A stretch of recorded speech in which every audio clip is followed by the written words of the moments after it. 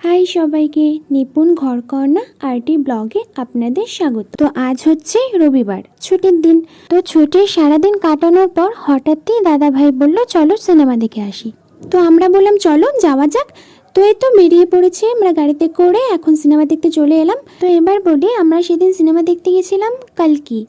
তো সিনেমাটা অসাধারণ ছিল। আর তোমরা এখনও পর্যন্ত যারা যারা কালকে সিনেমাটা এখনও দেখোনি, প্লিজ দেখে নিও, কারণ সিনেমাটা দেখা বোঝা অনেক কিছু, খুব ভালো। আর একটা কথা বলে দিই, সিনেমাটা কিন্তু ফ্যামিলির সাথে বসে দেখার মতনও দারুণ একটা সিনেমা।